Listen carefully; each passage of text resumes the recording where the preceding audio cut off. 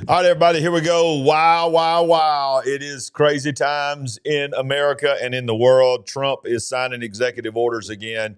Crazy stuff is happening. I mean, we're going to cover some bugs tonight, y'all. That's going to you better just go ahead and start praying right now. That's now in human contact. I mean, we're going to talk about aliens. We're going to talk about Nephilim. We're going to talk about wars. Who knows? We're going to talk about chemtrails. You never know. This is the big picture. There's no telling what's going to happen. Let's go. We're watching The Big Picture. All right, welcome in the one, the only, the queen herself. There she is. There she is. Back. It's good to be in the studio. Don't get too buggy tonight. Oh, my goodness. Let me see. There you go. Yeah. Yeah, that's it. Don't get too buggy. That story on them bugs.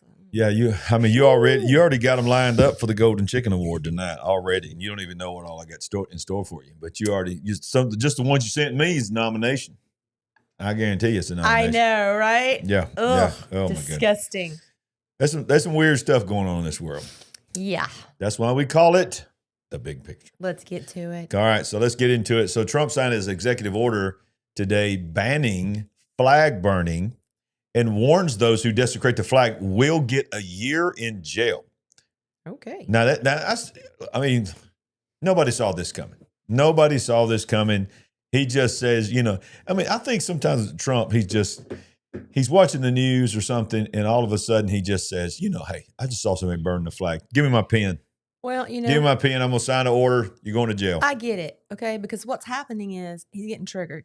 Yeah, he's getting triggered. He got triggered. He definitely got triggered. And they don't like it because, and I remember not too long ago, several years ago, the Supreme Court ruled that it was constitutionally protected to burn a flag. And I remember I was just thinking that was just sickening that we were able to do that. Not a good move. But listen, I'm a little conflicted over this. I don't like it. I would never do it. I would be extremely upset if someone did it in my presence. But yeah. I mean, what do you think about it? Well, 1 year? Yeah, and which is not going to happen. I mean, that's I don't think it. I mean, you can't sign. I don't think you can sign an executive order saying you're going to go to jail for a year. Right. It sounds a little crazy. I don't think that's constitutional. And I think that's just talk. Okay. But I like what he's saying because I think it is an abomination. It is an abomination, and something does need to be done. But if you feel confident it's not going to happen anyway, then I'm good. Well, he says if you burn a flag, you get 1 year in jail. No early exits. No nothing. I like that. He talked like he's from Alabama sometimes. No nothing. That's what I would say. No early exits. No nothing. No nothing. And you will see flag burning stopping immediately. He claimed the actions he took in the first administration to protect national monuments from being destroyed had a similar effect. Trump has signed executive order banning the flag, burning of the flag, blah, blah, blah. Okay. So my opinion is, if it stops people from burning the flag, that's great. But I don't think if it made it all the way up to the Supreme Court, it's just my opinion. I'm by no way a legal expert. I just don't think constitutionally protected, because they've already ruled that it's constitutional for you to be able to do it, as sickening as it is. Look, I don't think you're going to send somebody to jail. Great with some type of punishment, fines, maybe even a little time in jail, whatever. But come on, I don't think that's going to happen, and I don't think it should. Yeah. Well, I want to, right off the bat, I want to say thank you to everybody in the live chat tonight, everybody's watching all around the world. And we're running into more and more people as we get out. I mean, It's just blowing our mind that the people that we're meeting that are a part of the big picture family means the world to us. And I want to say we don't say it enough. Butterfly Express also saying $1,000 fine. We don't say it enough how much we appreciate our moderators. You guys are amazing. We want to shout out our partners, our monthly partners, and our moderators, because you guys are the unsung heroes and the unseen heroes of the big picture. And we thank you so much. And, you're watching over us and you are helping to keep this thing going. And we are so very appreciative. Absolutely. Of each and every one of you. Staying on the Trump train, Trump just took another step to make D.C. safer. What did he do? Well, he signed another executive order on Monday seeking to eliminate cashless bail in the nation's capital and other jurisdictions around the country. Quote, cashless bail policies allow dangerous individuals to immediately return to the streets and further endanger law-abiding, hardworking Americans because they know our laws will not be enforced. Right. And the memo emphasized how public resources are wasted when repeat offenders are arrested for new crimes after having been released without bail. Trump called the policy a disaster.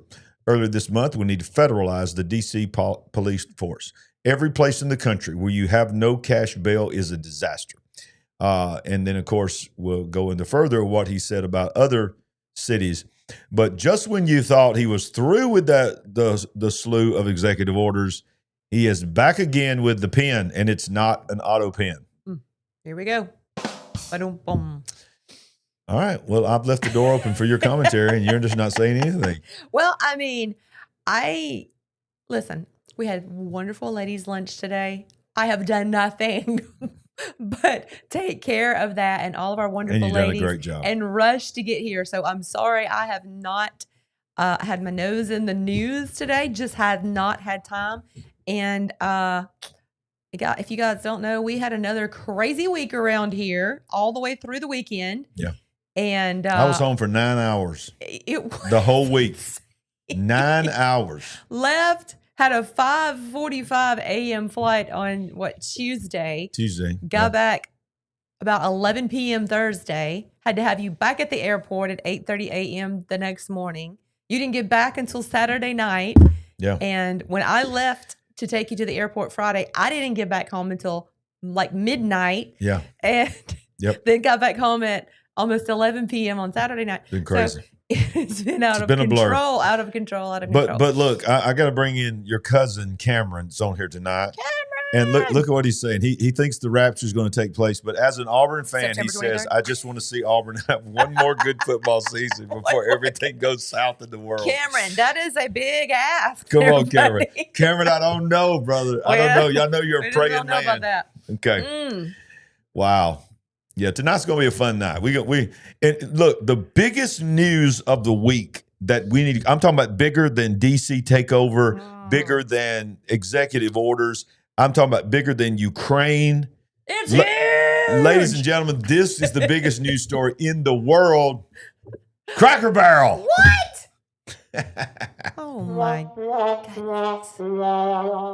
Now, look, I made a little short video about this today. I felt like I was not going to talk about this, but I thought, you know what? You were forced. I was forced you into were this. Forced into talking about this. Here's why I was forced into it, because Cracker Barrel responds to the criticism today and makes an X post, and it's just getting worse for them. I just want to say real quick, SpongeBob. hello to Neely Grace, sister of Cameron. Oh, we got the fam in here tonight. you, guys. Got the whole fam, well, all kinds of cousins in there. Cuz. Cracker Barrel is sorry, kinda, not really. Sorry, not sorry. Breaking after backlash, Cracker Barrel says it could have done a better job on rebranding. You think? Uncle Herschel, who knew his name was Uncle Herschel? I had no idea. No idea. Uncle Herschel But was. it makes sense, right? It does. He'll still be on the menu, on our road signs, Ooh. and feature in our country store. He's not going anywhere. Well, that's a reversal a little bit there, because they were getting rid of Uncle Herschel. Mm-hmm. Look what he says there. We love seeing how much you care about our old timer. We love him too. Uncle Herschel will still be on our menu. Welcome back, Uncle Herschel's favorite breakfast platter, on our road signs and featured in our country store. Mm-hmm. He's not going anywhere. He's family.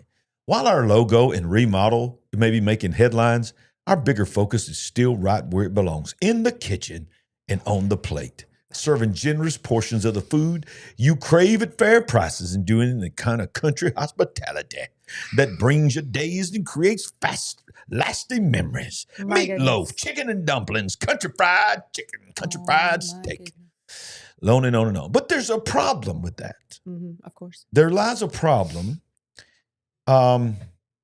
with what they're saying, because the Cracker Barrel has been woke for a long time. This was 4 years ago, Cracker Barrel.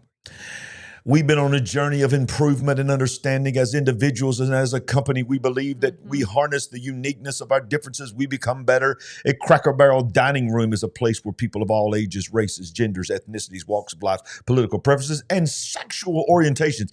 Can someone tell me why you need to talk about who you want to sleep with in your Exactly. restaurant? I really do not need to have a greater understanding of whatever your sexual diversity is or what you're identifying or who you're identifying as.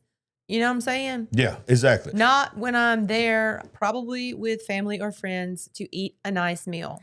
That is not dinner time talk. Yeah, we're sitting there eating chicken and dumplings, eating country fried chicken, country fried steak. It's the biscuit. Getting in them pancakes. And you're ruining it for me. We ain't looking around going, I just want to make sure everybody in here can sleep with whoever they want to have sex with. That's right. I mean, that's what's important about this restaurant. Mm-hmm. Huh? Well, exactly. They don't like this dude here. This is the guy, I believe this guy's probably single-handedly addressed more woke DEI than anybody. This is Robbie Starbuck. He's the one that's got so many companies to reverse their policies. Back it up, huh? So he comes out, he has a show called the Robbie Starbuck Show, and he documents that this is a long time coming. He says, you can argue that the new logo and redesign for Cracker Barrel, which everyone agrees isn't exactly woke, it's just bad. Yeah. But what you cannot argue, largely thanks to this takedown was right-wing anti-woke cultural crusader Robbie Starbuck, is that this is a culmination of years-long slide into wokeness from Cracker Barrel corporate. Right. And he says it's been one of the most loved brands in America for decades. That changed this week with the logo redesign. I'm not going to play the video, but it says, we've known this for a while. We covered this back in part in 2023 when they were so excited to post all these rainbow rocking chairs. And, of course, they're calling it the new Bud Light and blah, blah, blah. And then he goes on to say, some of these tweets here. So basically, Bud Light gave a master class on how to alienate customer base. Ooh. So Cracker Barrel laughed and said, hold my beer. Oh, wow. That's good. That's good. This wasn't just the beginning of CB's demise. It was actually its grand finale. And then there's old John Rich. The rabbit hole of wokeness with Cracker Barrel is much deeper than I thought. Dadgummit. Why can't we just eat our pancakes and chicken fried steak in peace? Exactly. And so basically what he goes on to say is that in Nashville, in the Nashville headquarters, there is a giant rainbow-colored rocking chair when you come in, and that they have promoted themselves as one of the most, I had no idea, one of the most woke corporations in America. And I guess they just thought, well, if we're going to do anything while Trump's president, let's just go ahead and change the logo. Nobody will think anything about it. We're not going to put rainbow stripes on it, so it's all good.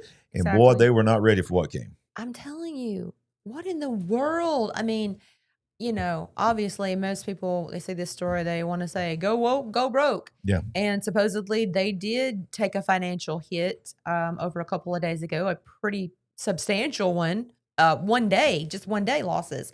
But to me, anytime I see a story that gets so much attention and all of this, I immediately ask, is there more to the story? What's the agenda? What agenda and motivation here? What's really going on? It's a distraction. Squirrel. That's what it is. Squirrel. That's what it is. That's what it is. It's the kiss cam. It's the thing that they all pick up on because guess what? They're not talking about John Bolton. House being raided, right? And all these things nobody's talking about that now. They're talking about Cracker Barrel. So that's why I covered it tonight. You think that is the answer to the question? We needed a distraction, Absolutely. A national distraction, and Absolutely. Hey, this looked as good as any other. Let me tell you how far down the rabbit hole you have brought me. Let me just. I love this part of the show. Everybody, pay attention. I believe it or not, I believe I've left you behind. You're behind. You left me in the dust. You're behind me now. Have you been doubly red-pilled? What are you saying? I think I have. Y'all, I think Cracker Barrel may be working with the government. Okay. I think this could have been orchestrated by people in the government saying, if you're going to do it this time, right now, so that we can all be talking about it while we're doing this other thing. We will advance you some of that slush fund money, like during the wah-wah. Yeah. When the hospitals and everybody Squirrel. got their bank accounts filled with crazy nonsense money. Yeah. For providing services and things that really probably don't need to mention right here. But that sounds about as good as any. I like what Jim Davidson says. Squirrelism. Squirrelism. This is squirrelism. I'm gonna start using that. I'm gonna write that down. We just had a squirrelism. Get it. There you go. Jim. So, Jim, we're going to give you credit right now, but the next time you hear me, I'm going to act like I've always said it. Hey, Miss Naomi, she Just was so you so know. precious today. I love my sister. Come on. Listen, I said, you must really love all of us ladies, Miss Naomi. You went out of your way to bring 3 different flavors of wings to this thing today. Oh, and they were good because I got me some. You love us. I got me some. You need to stay out of our food. No, okay? I'm not. I got in there before you ladies got on top. All right. All right, let's go back to it. Squirrelism. Mm-hmm. But this is some of the reasons why we're experiencing squirrelism right now. Is because the deep state don't want you talking about this. No. Update. Wondering why Bolton's house was just raided? Well, we got a spicy twist, according to Revolver News. But for the record, I love spicy twists. Okay. Benny Johnson, who I love to follow, breaking. FBI agents have now swarmed John Bolton's Washington, D.C. office following the earlier raid on his home. Yeah. So now they have not only raided his home, but they've also raided his D.C. office. Something's going down. And ambassador.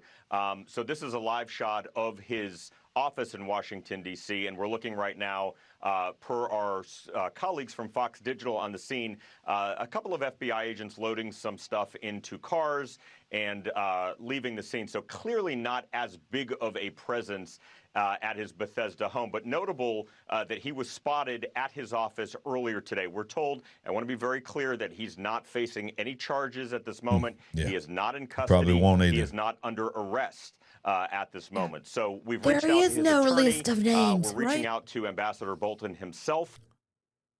All right. So how interesting that the department, Alex Jones is reporting, DOJ sources say more raids are coming ahead of dozens of indictments. FBI raids Maryland home of John Bolton as Patel says no one is above the law. And he goes on to say, if you want tomorrow's news today, watch and share the exclusive report. The deep state's news today. What? That sounds like a James Bond movie. Yeah. The deep state's biggest warmonger and most famous mustache, John Bolton, has just had his home raided at 7 a.m. and now his D.C. office. Now remember, and what they're accusing him of, one of the things is taking confidential, high, what do you call it? Sensitive. Why can't we ever talk on the show and get in her life? We know what we're saying. We can't say it. High classification, the highest of the classification. Okay. He's accused of taking them to his home and now to his D.C. office, which is the very thing that they accused Donald Trump of when they raided his home. Yeah. And they played a video of John Bolton saying about when they raided Mar-a-Lago. Right. We need to let the process have its way and find out what's going on. Did they go rifling through his underwear drawer too? I wasn't going to say that, but somebody had to say. Anyway, it needed to be said. Yeah. So what do you think's happening with all that? I don't know. I don't think Trump has made any secret of the fact that he don't really care for him. They're just saying top secret. I'm not trying to say top secret, CJ. Highly classified. That's what I was. Why can't we just say of the highest classification? That's what I was trying to say. The highest of all classifications. Yes. Anyway. Yeah. Finish your thought. Yeah. So I don't know. I mean, maybe it absolutely needed to happen. Maybe somebody's been trying to get this to happen for a while. I would not be able to know, but there's no love lost between either one of them, right? I mean, Trump has not cared for him and made it known. I mean, and of course, he worked for Trump. Yes, and he he did. actively tried to undermine Trump. Yeah. Yeah. So this is Catherine, what's her name? Catherine Herridge. She's reporting, developing. I understand that FBI Director Cash has reopened a high-profile national security case involving former National Security Advisor John Bolton that was shut down by the Biden administration. I'm told FBI raids are being conducted and it involves government records. FBI declined to comment. A source familiar with the matter said it is a national security investigation involving classified documents and potential leaks. Early on X, Patel posted, "No one is above the law, FBI agents on a mission." Patel has made a public commitment to destroy weaponized government, reaching out to Bolton and team for comment. So, and supposedly he wrote a book that when this book was submitted for approval of the FBI, they turned him down several chapters because they believed that in the book he was revealing sensitive information that could harm people's lives, and they were wondering how in the world did you get it. Well, supposedly they're trying to find that he's got documents revealing things, top secret things of the highest classification that he was going to unveil in that book, which is insane. Does that not sound totally ridiculous to any of you? I mean, come on. But seriously, what do you think you're going to do? I mean, yeah, we dropped the ball a good bit, but you're not going to get away with the highest of classified pieces of information.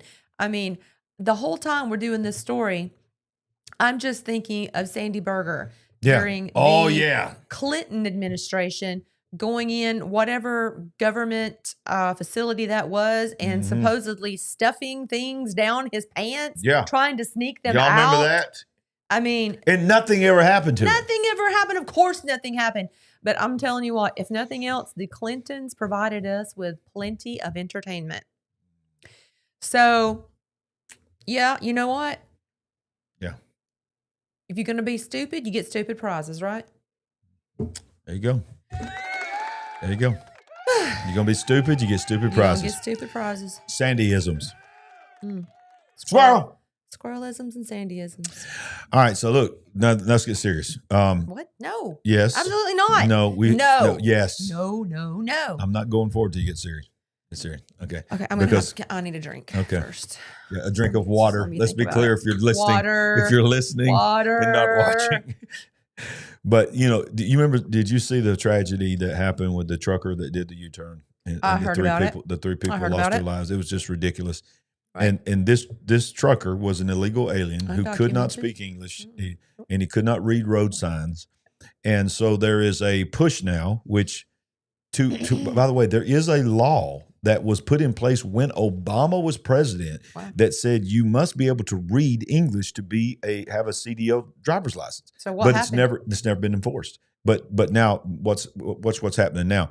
So down in Florida today, we had Florida setting up checkpoints to stop illegals driving big rigs. So Florida is like on the forefront of everything. So let's listen to this right here. This is interesting that it's come to this horrible, horrible tragedy that happened to make it come to this. And that's why efforts like what Agriculture Law Enforcement Commissioner Simpson are doing are so important.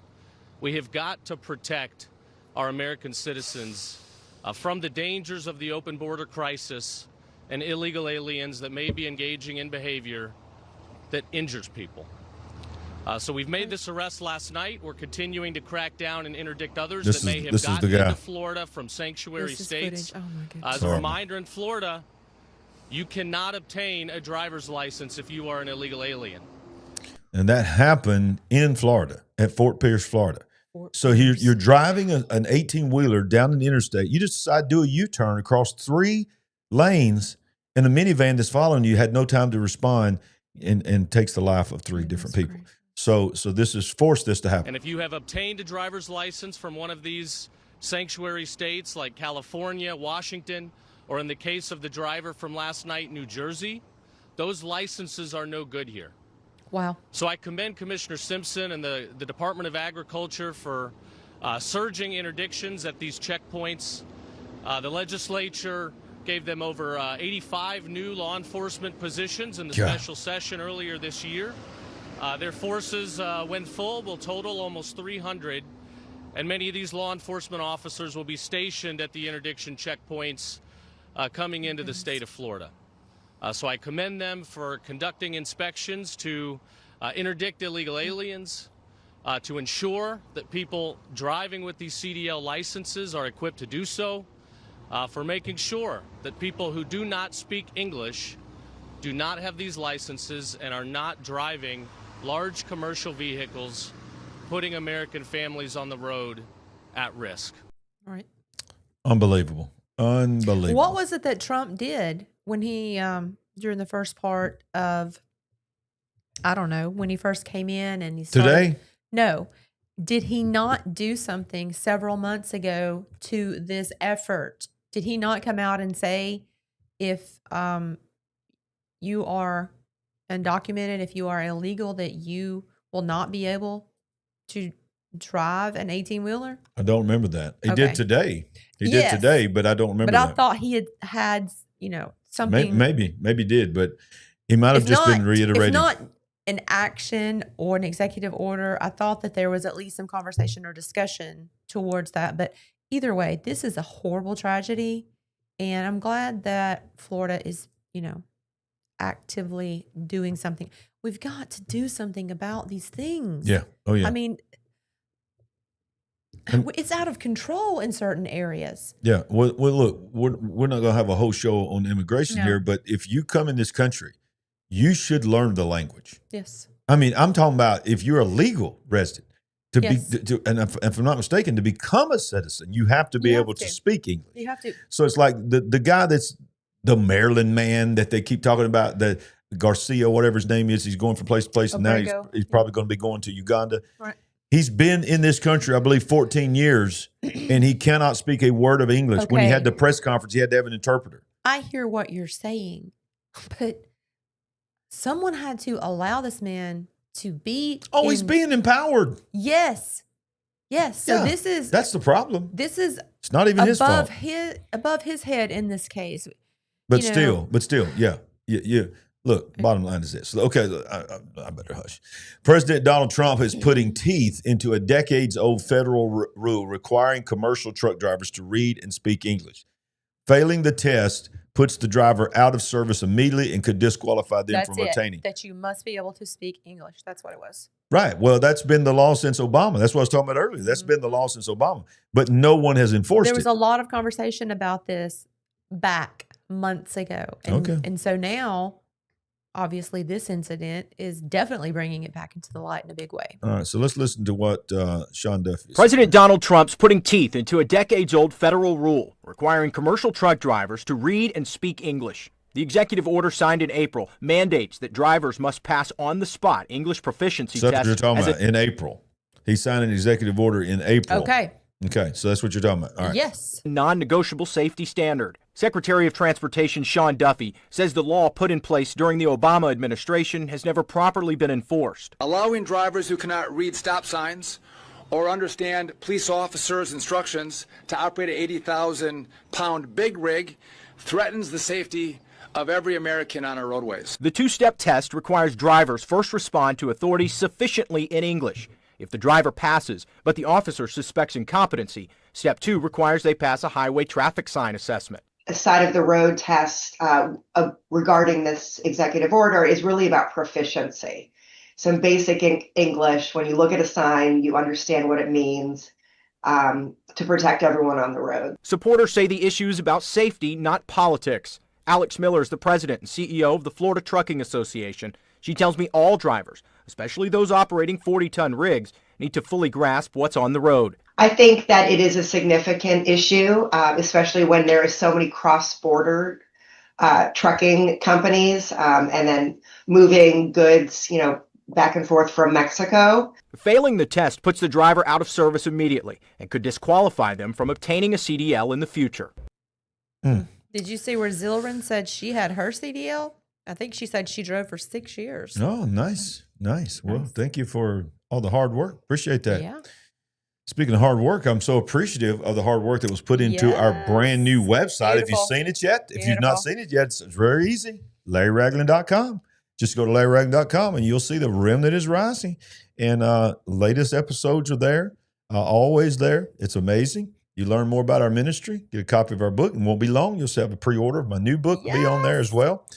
So go check it out. Get your free gift. Go up to the top right-hand corner, submit your prayer request, and get your free gift. When you click on get your free gift, you're going to fill out a form that's just going to have your name and your email. That's it. Free and no cost whatsoever. You're going to ebook called The Breakthrough Generation. And I think it'll be a blessing to you to equip you for such a time as this. Yes. LarryRagland.com. Very good. Let's get back into the news. Trump administration orders military to prepare strike plans against Mexican cartels.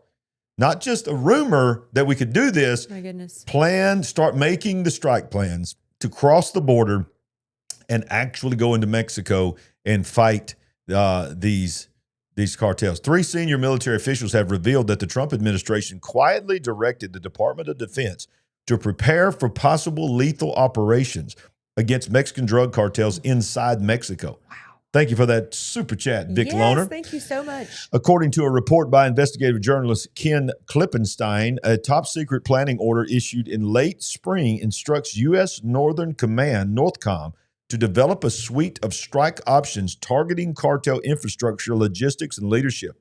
Historically, operations of this sensitivity have been handled by the CIA or the Joint Special Operations Command, often with limited visibility or oversight. However, the new plan would shift operational responsibility to NORTHCOM, positioning its Special Operations Command as the lead in preparing target packages for potential strikes.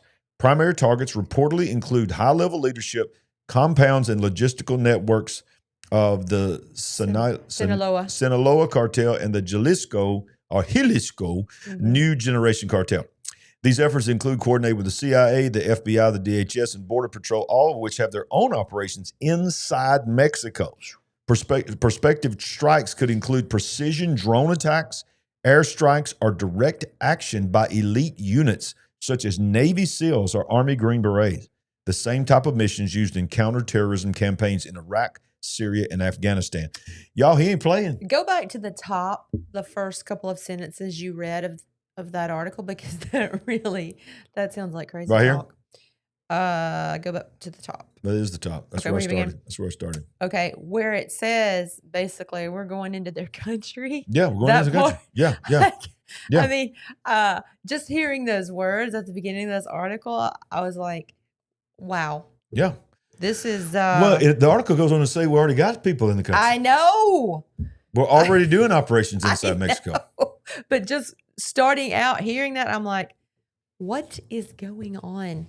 To go from, probably 10 million people coming into our country from there over the previous administration to, oh no, now that's shut down. And hey, we're just going to go on over there and kick some butt. Well, I think it was the New York Times reluctantly had to run an article today or yesterday, that for the first time in recorded history that they've been keeping up with it, there is a net loss of immigrants.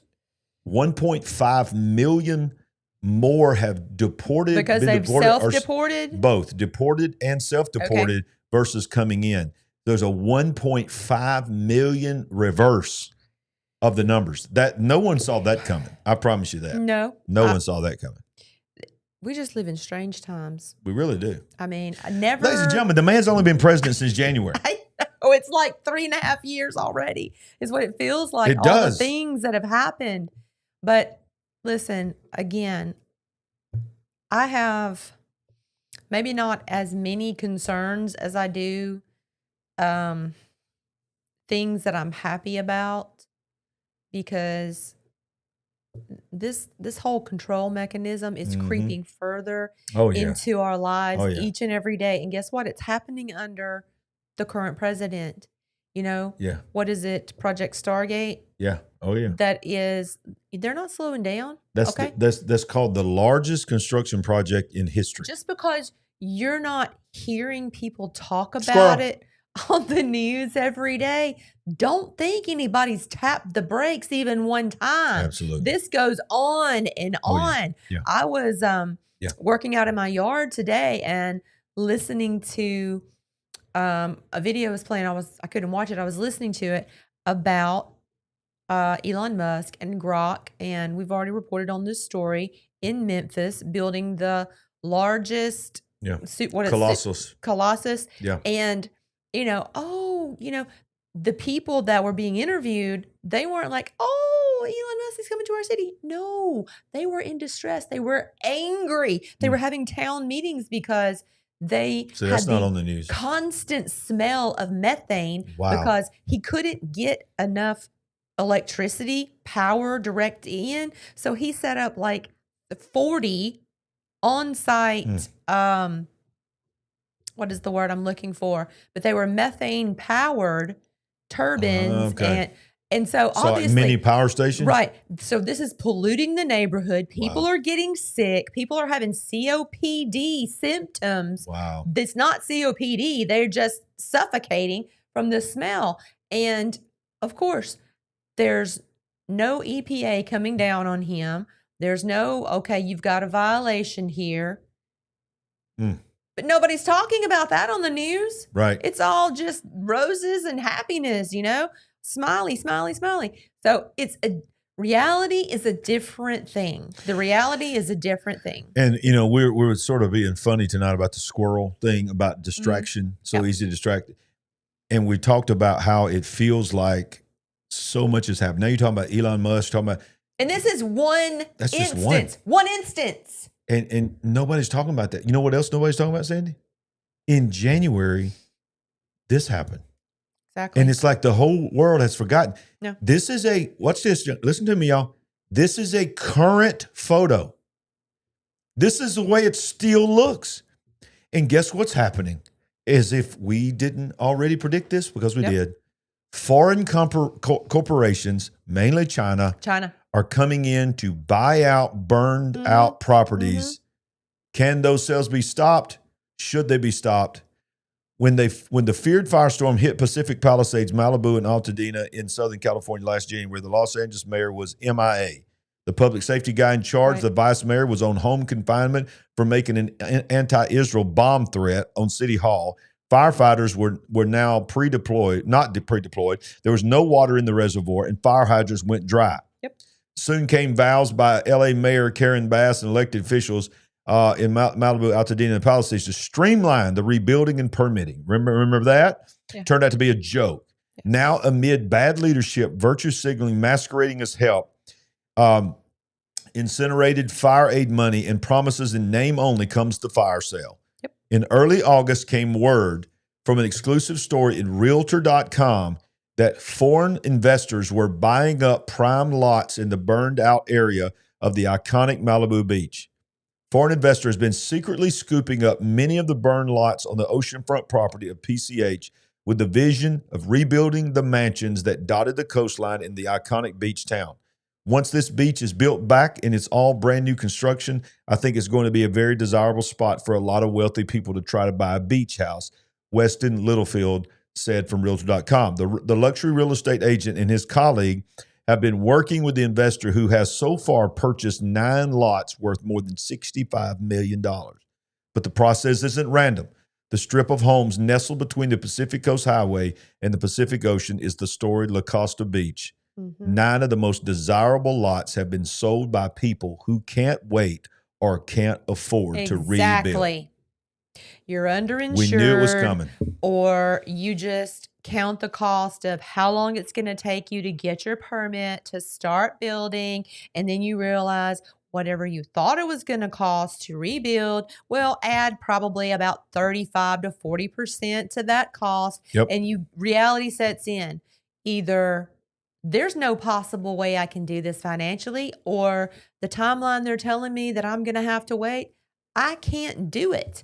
I've already had my family put up in whatever kind of housing I could find for, almost 9 months. It's ridiculous. It's ridiculous. And they're making it hard so that people will give up or they just have to walk away. All right, listen to what it goes on to say, that it's not just China. It's New Zealand's Mowbray brothers, founders of Hong Kong-based global toy giant Zuru. These are the corporation docs from 3 of their shell companies. But watch what it says right here. Zuru recently launched Zuru Tech, which will build concrete prefab homes manufactured in this 8-acre facility in China, which would then be shipped to the U.S. to place on the burned out lots. Founder Nick Mowbray announced at the China Business Summit in New Zealand in July. So they're going to prefab in China and send them here. Surely, and set them in the lots. I'm sure there's no spyware. There's nothing like that in these materials. It's all above board, right? Wow. Look at this simulation that they made about how they're going to rebuild. I mean, I can't really make all that out, but it's well, it's prefab homes. It's you all prefab have an homes. idea what a prefab home is going to look like. Wow. Amazing. The land grab is on. It happened in Maui. It's now happening in California. Right. And for those people that are still out there like I was a few years ago going, come on, man, come on. Why you always want to go conspiracy? Right. The reality is this. You have to start asking about the actual fire. Yeah. You have to start saying, did they take advantage of a horrible thing that nature did? Or was there something really behind the actual fire that had the long game of this? Yep. The question I would ask is, hey, what about those smart meters? They're very prevalent in California. Yeah, exactly. Very prevalent. I don't know. It's very disturbing. The loss of life, people losing their homes. I mean, if you had a home, I don't think I would want to live like this. You have basically the footprint of your house in a few feet. If you were lucky enough to live right there on the beach, that's it. That's all you had. A tiny spot to park your car right off of Pacific Coast Highway. Right. You had probably 10 or 12 feet off the highway, and then the footprint of your home and a few feet between your house and the actual ocean.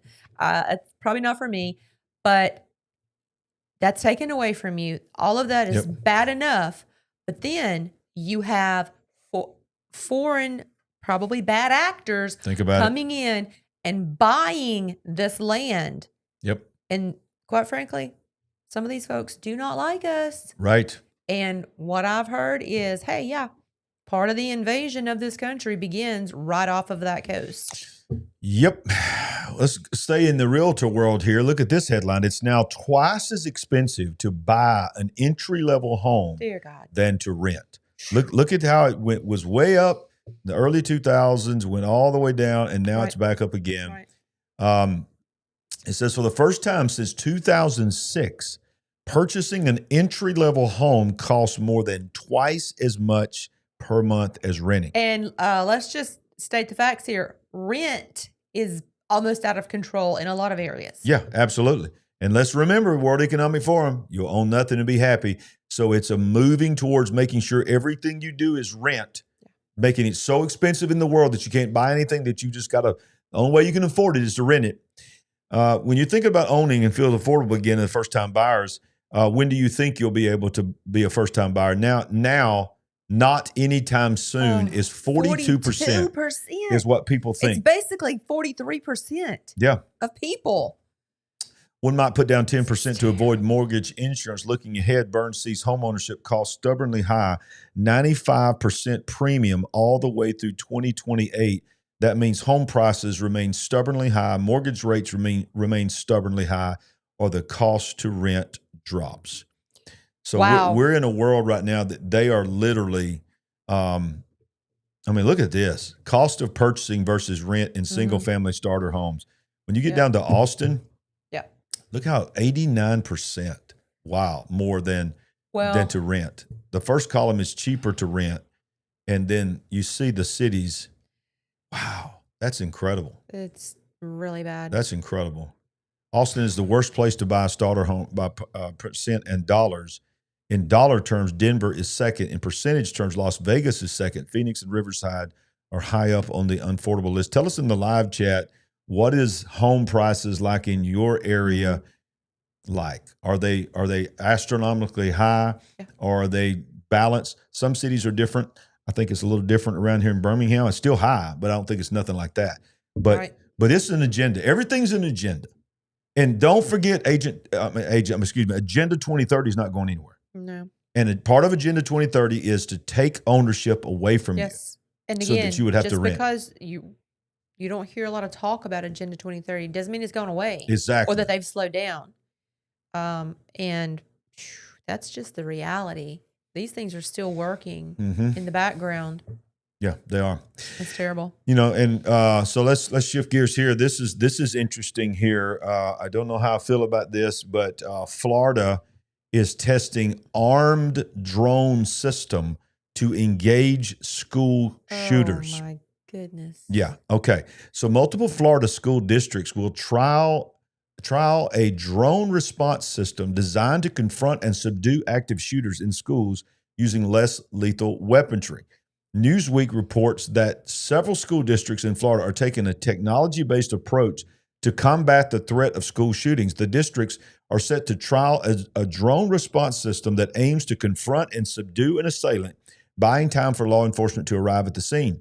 The system, developed by Texas-based manufacturer Campus Guardian Angel, can be activated within 5 seconds of a silent alarm being triggered. The company claims that the drones can confront the shooter within 15 seconds. When not in use, the drones are stored on charging pads across the campus and are remotely piloted by a team of employees at the company's headquarters in Austin. Campus Guardian Angel CEO Justin Martson drew a comparison between the drone system and sprinkler systems found in every school. He stated, quote, "The sprinkler system is able to put water on the fire in seconds because it's already there. You still want the fire trucks to come. You still want the guys with the hose pipes to show up. But since sprinkler systems were installed, there hasn't really been a mass fire in a school that killed a bunch of children. The quick response time of the system is largely due to the presence of a significant number of drones on each campus." In an interview with CBS News, he revealed that the company places between 30 to 90 drones in every school. The drones are agile, capable of reaching indoor speeds of up to 50 miles an hour, and equipped with a glass breaker to help navigate through potential obstacles. Each drone carries pepper spray pellets designed to blind or slow down an attacker. In the event that these measures fail, the drones themselves can be used as a weapon. He says, if somebody persists in wanting to murder children, I shouldn't have said that word, I'm going to get flagged, then our answer is we'll continue to hit them with drones until the law enforcement is on the scene. Let me read this last one.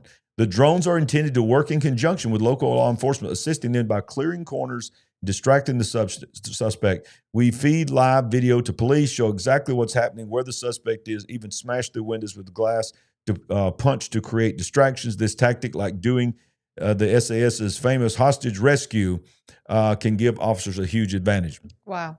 I got to admit, I did not see that one coming. Yeah, me neither. And look, I get it. I get why. Yeah. But you got 90 drones. I mean, there's a potential what could go wrong. Right. So on board, they have What if they pepper get spray. hacked? They have pepper spray. They have ability to break glass. Obviously, they've got full camera monitoring, whatever. And it says if the pepper spray doesn't overshadow them or bring them down, they'll just hit them. The drones will just attack them. Just keep hitting them with drones. Wow. Yeah, I mean, I want to keep kids safe, but I'm just like, what if them things get hacked and all of a sudden some guy in his basement takes over the drones and uses the drones? Exactly. Look, obviously, it's just a weird story. I got two somethings. Okay. Obviously, I do see some benefit here. Yeah. But I have a little problem with calling it Guardian Angel. Right. I did not like that. Yeah. Well, it says here that Campus Guardian Angel recently demonstrated the system at 2 Florida high schools funded by $557,000 in state money approved by Governor Ron DeSantis as part of the 2025 budget. The company aims to install permanent systems in September and October with a fully operational live service at the trial schools by January. So these are going to be implemented. Ron DeSantis has given them grants and permission, and they're going to be active by January 2026. Well, I don't know if you have inserted a story about this, but this active shooter on campuses is kind of getting out of control. It's almost every day. We've had at least 3. There was one today. Yep. One while we were at Armed Media. Mm-hmm. That was the CDC one. And I think there's been at least one more. Well, did you hear about the one that was actually a guy carrying an umbrella? No. One of the active shooters on campus at, I believe it was South Carolina. Okay. It ended up being they zoomed in and the guy was carrying an umbrella. Okay. And it shut the whole school down. That's how panicked people are. That they have a video of a guy walking across a bridge going into campus with an umbrella. And I understand the overreaction to making people safe, but what you're saying is there's so many Yes. these happening that you're getting false alarms.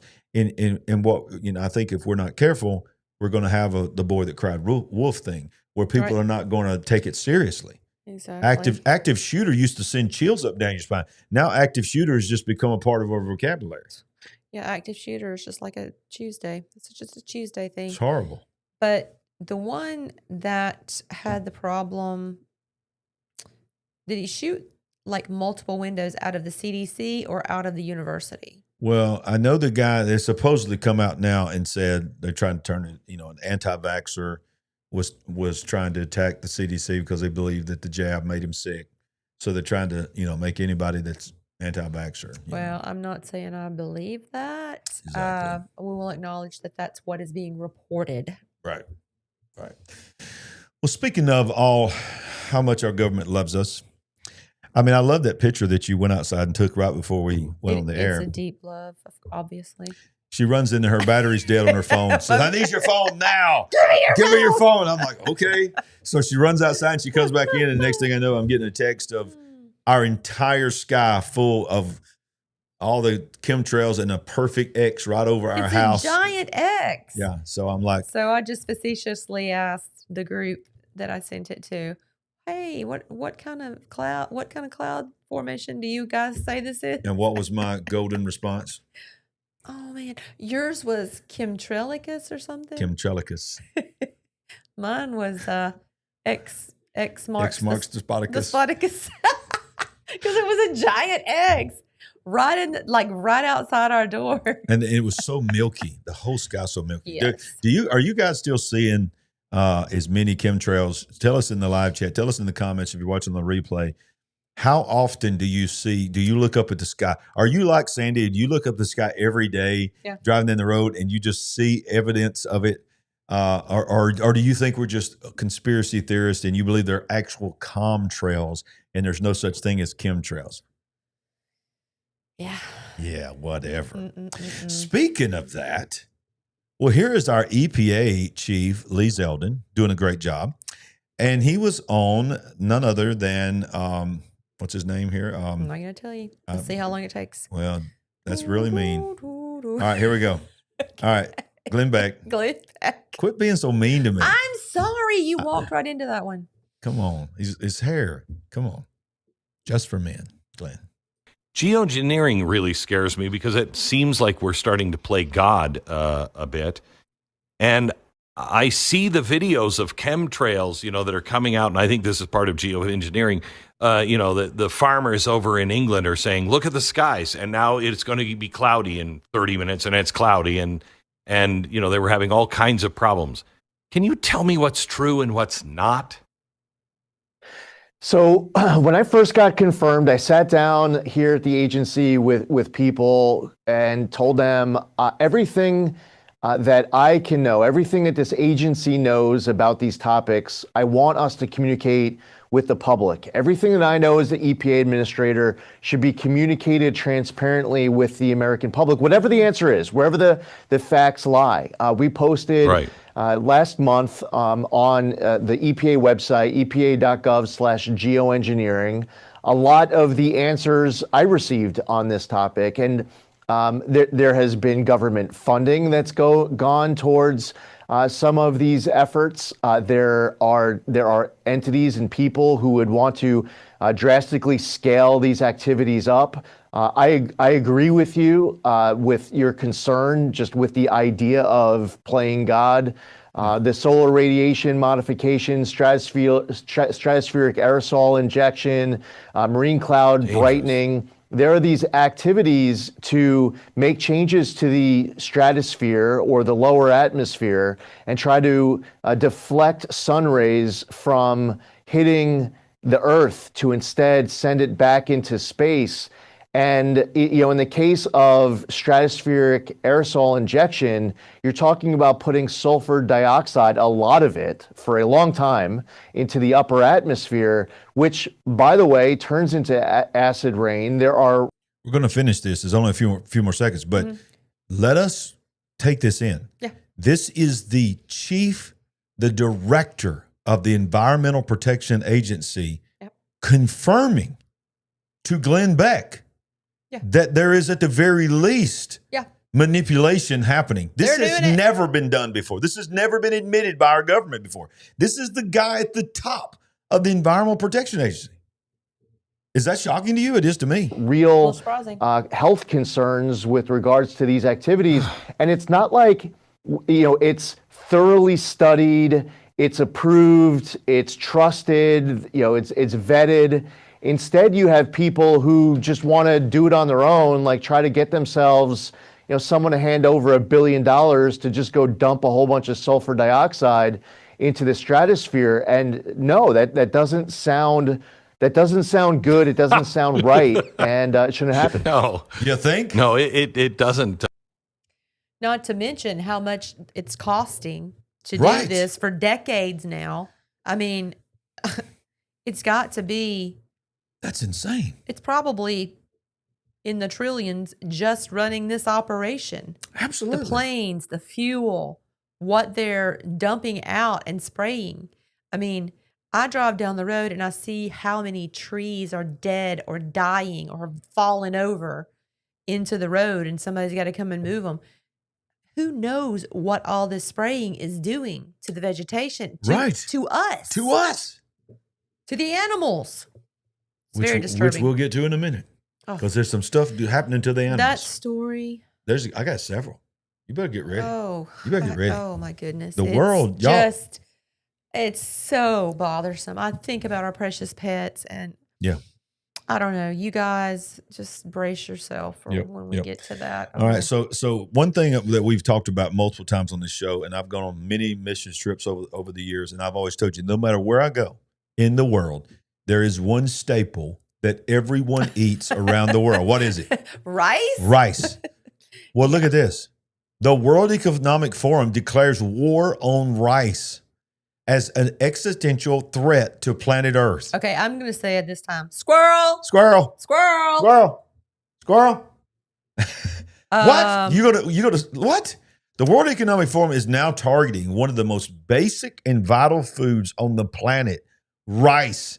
Yes, the humble grain that feeds nearly half of humanity is suddenly being painted as a climate villain, and the WEF is determined to make people suffer for it. At a recent WEF session, World Bank President Ajay Banga made the case clear, quote, "What we have is an existential climate crisis." He warned, emphasizing the threat of methane, a greenhouse gas called 80 times more dangerous than carbon dioxide. Banga didn't mince words about the solution, a crackdown on rice cultivation. Quote, "We're talking about taking out 10 million tons of methane by focusing on rice paddy cultivation, on animal and dairy and waste management. Rice, a nutritious and economic staple, is deeply rooted in cultures across Asia, Africa, and Latin America. Millions rely on it daily for sustenance, yet the WEF seems to see tradition and survival as secondary concerns. Under the plan, eating rice might soon carry an environmental guilt tax or worse, restrictions designed to curb its cultivation. Critics sounding the alarm, reducing rice production, they argue, will hit the most vulnerable communities, which you have to ask yourself, is that the plan? Because what you've talked about, what we've talked about, is the ultimate plan is reduction. So if you've got the masses in the world surviving on one thing, and now you're saying as you are growing it and the things it takes to grow it is causing harm in our environment, and you shut it down, then you take away the food for hundreds of millions of people. Again, squirrel. So what I would say is this. What if that is nothing to do with what reality is? What if this is some stupid, trumped up story because they know we've got problems. Earth has problems.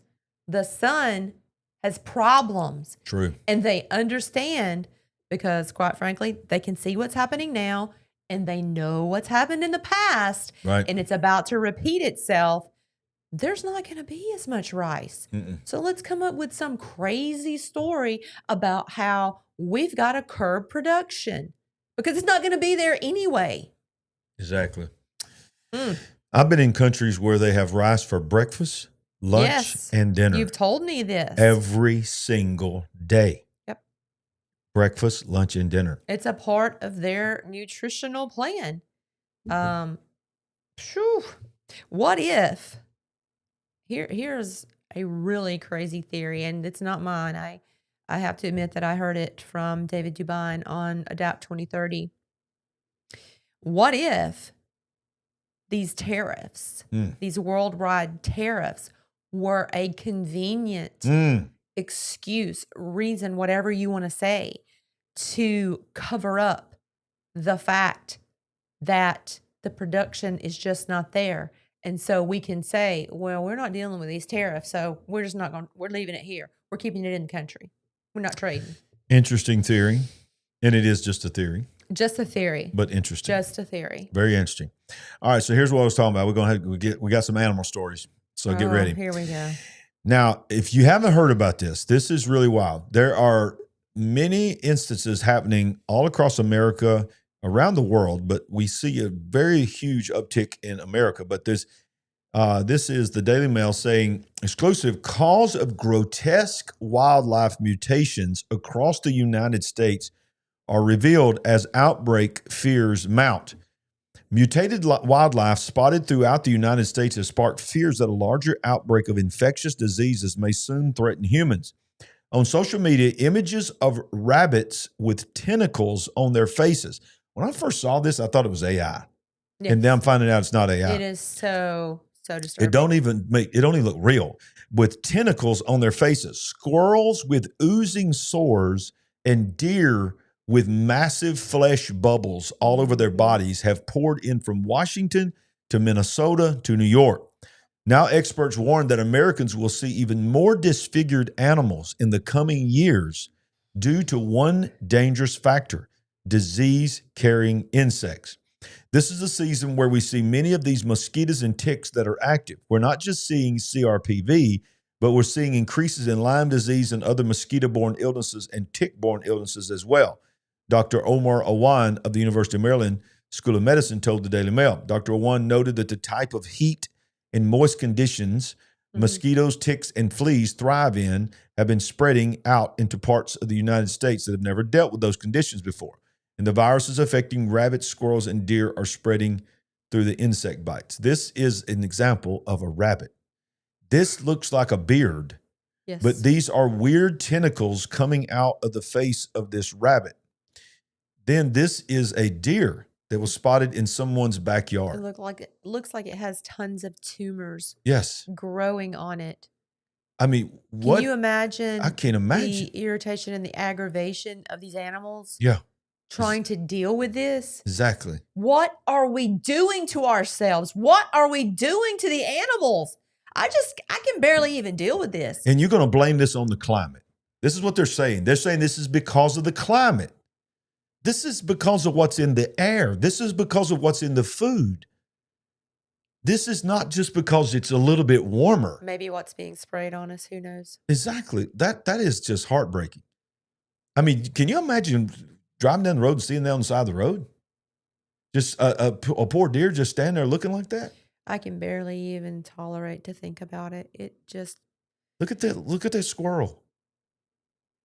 With those tumors all over the squirrel. What do you think God thinks about this? Right. When he looks down, I mean, it's one thing for people to be stupid and we do stupid things to each other and we make bad judgments. But really? You're going to do this to the animals? Yeah. I just... But here's the thing. Look at those weird tentacles on this rabbit. Here's the thing. I don't know if I'm even close to truth here in this statement, but I'm almost thinking, are these the results of breeding of some animals that were released or escaped from testing facilities, of things that they were testing on animals that somehow got into the bloodline, and possibly the goal is for these kind of things to happen to humans too, but they were testing on these animals? Billy said something about papillomavirus. Many comments up. Someone, said something about Mike from around the world saying something being released around the 4th of July. I do remember that episode. I don't remember in detail what he was saying or alluding to. I mean, I would have to ask the question, how long has this been growing on this animal? How long did it take for this animal to get in this condition? Right. And why are we just now seeing all of these animals at the same time? Why is it just now being reported? Look at this, right around this poor animal's eye. Tell me in the live chat. I know it's just breaking everybody's heart, and I'm sorry. I can barely hold it together. But here's my question: has anybody seen around here anything like this where you live? Where you live? Have you seen actual animals like this? Because I have not. The states that you called, they were all northern states, right? Yeah, they were out west and northern. Because I think we would have seen something on our local news. Yeah. That has about 12 broadcast hours every day, which is weird to me. But I haven't heard one single incident of this on the local news. Okay. It's just awful. I mean, your mind automatically goes to bioengineering. Your mind goes to, this is not just what's being sprayed in the atmosphere. I need to read this from There's Robert. something else. Downtown Birmingham Southern Research has all types of diseases and plagues in the building. Hang on, let's go back up. If anything were to escape, we would be in devastation. Yeah, and that's all across the country, because it's not just the CDC in Atlanta. I mean, people are doing these kind of tests all over the country. There is no telling what's going on in some of these labs. Well, I'll tell you this: that Manhattan. Plum Island, I think it was probably maybe not level 4, but a serious biolab. They moved that thing to the center of the country, to Manhattan. They moved it from Manhattan to Manhattan, Kansas. They kept it Manhattan. Yep. How interesting is that? Well, let us continue. It's not all that's happening with animals. American infested with flesh-eating worm. You sent this to me. Yes, it's the I first did. kind of its case. An American has been infested with a flesh-eating parasite in what officials believe is the first documented case of its kind in the United States. The parasite eats living flesh and typically causes death within 2 weeks from tissue damage. The patient, who was not named, was in Maryland and had recently returned to the U.S. from El Salvador, where there's an outbreak of this worm. Department of Health and Human Services officials revealed the case, but stressed that the risk of the public was, quote, very low. Screw worms are parasitic flies that lay eggs in the open wounds of any warm-blooded animal. So we're talking about animals and now humans, including humans.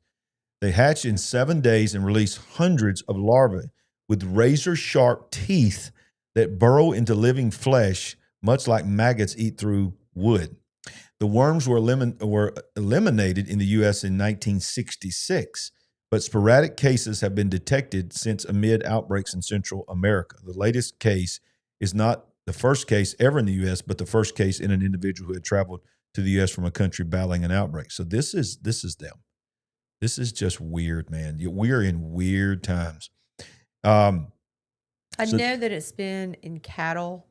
I've been hearing about this for 6 or 8 months, especially cattle in Mexico, and that it was going to be coming to our country. And basically these cattle are being eaten alive while they're standing there. And then at some point, they just fall over. Dead. They just fall over. I mean, they're literally standing there and they're being eaten alive and they fall over. Yes. Now we have a report of it being human. That's the report I heard. Wow. Well, let me lighten it up a little bit, okay? Become a partner of the Big Picture family. Go to LarryRagland.com, click the donate button, and help us. Y'all, we come here every week and we battle through this stuff to show you. We don't want to do it, but we have to do it because we're on a mission. And if you believe in the mission that we are doing and you want to help us reach the world, we are wanting, listen to me, y'all, we're not money beggars on this channel. You know we don't beg for money all the time, but we're in a bedroom right now in our house. We are really wanting to take our show to another level. We need to have a studio in an offsite location because we don't have the room here in our home. We'll still have our home studio, don't get me wrong, but we need to build a new studio where we can have better interviews and different sets because of the ideas that we're coming. We can't do it. We don't have the money to afford it. But if our partners could help us, we would appreciate it because we want to see that happen this fall. to get ready for what's coming in 26. So if you want to become a monthly partner, go to LarryRagland.com, click donate. We have several options preset for you, or you can set any amount, or you can do a one-time donation, either way. And of course, you can always mail it. It's not on our website. Oh, there it is now. It's up there now. Or you can send your checks to Larry Ragland Ministries, 5052 Pinson Valley Parkway, Birmingham, Alabama, 35215, if you would like to do that. We appreciate it. Like I said, we don't beg for money all the time, but we do appreciate all of our partners. Thank you so much. Thank you so much. All right, so here we go. Let's get back into the news. One more animal thing, and then we move on. But this one's wild, y'all. I just saw this pop up, and I said, I got to cover this. And this was before we had the other things. Okay. There's also, y'all, an invasive form of frog, bullfrog, and it's cannibalistic. It's a cannibalistic bullfrog, and it's taking over the West. Bless the West's heart. I mean, my goodness. States across the U.S. West are declaring war on invasive bullfrogs that eat everything in their path, including other bullfrogs. In Wyoming, officials say they are a problem, but prefer the public doesn't hunt them. I want to show you some of these pictures here. They're having bullfrog hunting in some of these states. Forget about the 2000 Baja Men one-hit wonder, Who Let the Dogs Out? Who? Because across the West, the question is, who let the frogs out? I cannot believe you just did that. That's ridiculous. In Wyoming and around the West, populations of American bullfrogs have grown by leaps and bounds in recent decades, so much so that they're overtaking habitats, native species of amphibians, reptiles, invertebrates, and small animals. Bullfrogs can get huge and will eat anything, even small animals.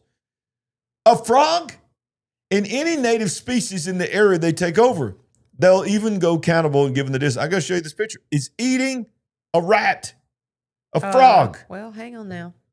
And I kind of like it in that case. Look at that frog. He looks evil.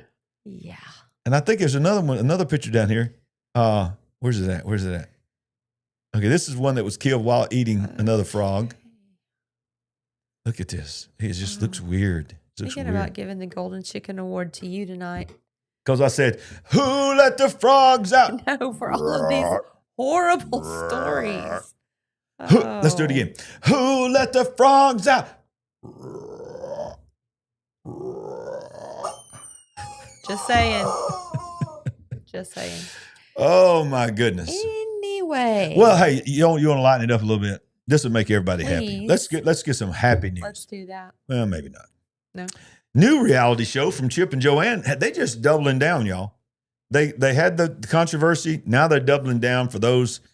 And I like Chip and Joanne, but I'm telling you, they have gone somewhere, y'all. And I'm sorry, I can't follow Chip and Joanne anymore. Chip and Joanne is now having a queer activist host, cross-dressing judge and an all LGBT skate team, a new show they birthed called Roller Jam, and it's all about this. This is them.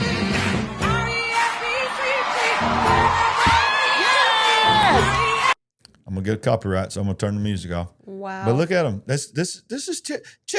What happened, Chip and Joanne? I have some thoughts. What happened to Chip and Joanne? This is their network and their show. Joanna. So, they have Magnolia Network now. Yeah. You wonder what kind of deals they had to make. Yeah. Because when I see craziness like this, I think about all these Hollywood's, stars. And you know what they say? They say they have to make a deal. Yeah. So. Yeah, I hope, man. It's very disturbing. Because the thing about it is we expect Hollywood, anti-God Hollywood to do this, but when you have a platform and you promote yourself as Christian, conservative, pro-family, pro-traditional family, there tends to be a responsibility that should come with that. Sure, but again, it's one thing to have a popular show or a couple of shows, but now they have their own network, right? Yeah, right. So what came along with that? Was everything all hunky-dory and, we're just going to sit back and let them think they're in control of this until year 3 or whatever. I don't know what it is about year 3 when series, they pull you in, they get you interested, and then at least by the 3rd year, it goes off the rails, and you're like, what happened to my show? Exactly. Thank you for that super chat. Thank you, Angela, for that super chat. That would be my first guess, is maybe whether they knew or they didn't know that this was going to be part of the network. Yeah. I'm only reporting the news. YouTube algorithm. I'm only reporting the news. Don't shoot the messenger. Over 3 million Americans now identify as transgender. Nearly 3 million Americans, over 1% of the U.S. population now identify as transgender, making a dramatic surge in self-reported gender identities that have reshaped societal norms, sparked intense cultural debates. But watch this right here. 2.8 million individuals under the age of 35. But here's the statistic. 25% are between 13 and 17. What? 25%, amounting to 724,000 teenagers navigating the identity and growing. Now, look, we understand that this is a difficult thing. We understand many families are struggling with this. We're not here making fun. We're just saying that there is an obvious programming change that is happening in our world, and we know where it's coming from. And I've said it in my book that's coming out around Easter. I have a whole chapter talking about the attack on identity. Yes. If you don't know who you are, you're opened up to everything. Right. The most powerful force on this earth is the Holy Spirit. The second most powerful force on this earth is a man or woman who knows who they are in God and who they were created to be. And this is an assault against humanity and an assault against identity. And I'm just reporting the news. Very good. And that's all I'm going to say about that. That's all I got to say about that. Yeah. Well, here we go. The Supernatural AI Update. Brought to you by Uncle Jimmy. Uncle Jimmy! It's the Supernatural AI Update. Uh-oh, y'all, she's putting lip gloss on. Look out. Gloss, baby. Look out. I just love that, though. That is so fun. Yes. Thank you to Radio Voice. I call him Radio Face. Is it both? Has he got a face for the radio? I love you, Chris. He's watching right now. He's totally kidding. Kidding. And Danielle. The person. The second was Danielle. We got somebody that edited that. Job. They did a great job. Wild theories about absolutely gigantic comet that will fly through our solar system in September or October. Right.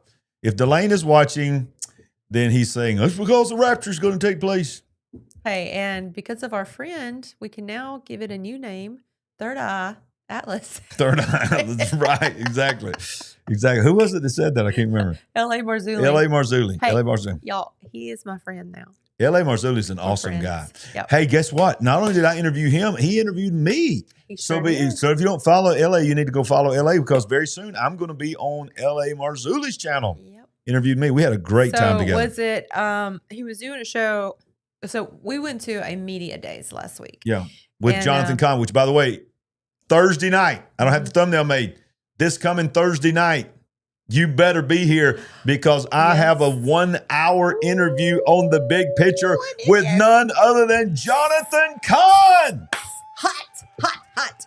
So it was great to meet Jonathan Kahn. I'm so thankful for the opportunity. There were the intention of this media days was for people to come in, people that had been invited to come and interview Jonathan Kahn before the release of his newest book, The Avatar. Oh, yeah. Wow. And so while we were there, we were given the opportunity to be a part of other interviews, to be guest, to be interviewed, or, to do interviews. Right. Not me, him. And I believe Tony Merkel was interviewing L.A. Marzulli. Yep. And we were in there with him. He started saying Third Eye Atlas. Yeah. Because he does talk about before he became a Christian, he was into New Age New and all Age, of that. yep, it sure and, was. always trying to open your third eye. So Yep, it yep. was funny to hear him say Third Eye Atlas. Yeah. So that's what we're talking about here. The 3-Eye Atlas, its actual name is A11PL3Z. When I look at that, I saw AL, please. It looked like somebody with a car tag. I'm trying to read their car tag. I went, AL, please. Does anybody else just love the way his mind works? But has since been given the designation 3-Eye Atlas. We'll be making a very alarming run through our solar system in September and October. Based on their initial observations, scientists estimated that 3-Eye Atlas has a diameter of approximately 20 kilometers. I have no clue what that is in American real numbers. Can you convert numbers? Convert that to American. And that would make it larger than Manhattan. But now scientists are telling us it's probably at most 5.6 kilometers wide. Even if it is only 5 kilometers wide, we are still talking about an extinction level event if it were to hit us. Over the next couple of months, 3-Eye Atlas will be zipping through our solar system at a speed of 130,000 miles per hour. And scientists assure us that gravity of the sun cannot significantly alter the trajectory of anything moving that fast. But what if they're wrong? And if you will see below, 3-Eye Atlas is supposed to fly past Mars at a distance of just 0.19 AU on October 3rd. That is even closer than astronomers were originally projecting, and that is making some people nervous. Hopefully the experts are correct and there is no threat of collision, because if this thing actually hit Mars, it could be a cataclysm unlike anything any of us has ever seen. According to Harvard astrophysicist Avi Loeb, it appears that 3-Eye Atlas may actually be emitting its own light. Yeah. Interstellar object 3-Eye Atlas, which is zooming through our inner solar system, appears to be emitting its own light. The observation by Loeb, if verified, would contradict NASA's classification of the Manhattan-sized object as a comet, the scientist argues in a new blog post. Obviously, more observation will need to be done to confirm this. If this theory is not true and 3-Eye Atlas is not emitting its own light, Loeb says that the giant space rocket is probably about 12 miles long. It says, I cannot imagine an object that is 12 miles long that is traveling at 130,000 miles per hour. Can you? The second option is that 3-Eye Atlas is emitting its own light, and that would be even more ominous because Loeb believes the 3-Eye Atlas could potentially be, here it is, a spacecraft powered by nuclear energy. Wow. He speculates that the nucleus of the object could be, in fact, nuclear and possibly an engine crafted by alien people. A natural nuclear source could be a rare fragment from the core of a nearby supernova that is rich in radioactive material. This possibility is highly unlikely given the scarce reservoir of radioactive elements in interstellar space. Alternately, 3-Eye Atlas could be a spacecraft powered by nuclear energy, and the dust emitted from its frontal surface might be from dirt that accumulated on the surface during its interstellar travel. This cannot be ruled out, but requires better evidence. I'm not saying alien. Not saying aliens, but maybe an alien. You know, come on. He's just saying the quiet part out loud. And quite frankly, did he not say that Oumuamua was also under intelligent control? And are they saying that 3-Eye Atlas is the second after Oumuamua from outside our galaxy that they believe came into this galaxy from outside our galaxy? Is that what they're believing at that speed? Something like that. Second or third. There was another one, I believe, but I don't remember the classification or name of it. But, you know, come on, people. Number one, I believe Avi Loeb has been chosen the way Tucker Carlson was chosen for his role until he decided to duck out or was pushed out or whatever happened. But when we see these same people... Always names coming up. Same names. Always coming up. I mean, it's like, this has nothing to do with it, but it reminds me of Owen Wilson and what is that other guy's name? They're always the same character in the movie. Oh, yeah. Every movie, the same thing, the same thing. So every time we come to a place in our, in time, in our reality where it's time to talk about another one of these, okay, this gets to be the spokesman for it. Right. I agree. He goes on to say, if you imagine the objects entering the solar system from random directions, just 1 in 500 of them would be aligned so well with the orbits of the planets. The interstellar object, which comes from the center of the Milky Way, is also expected to pass near Mars, Venus, and Jupiter, another improbable coincidence.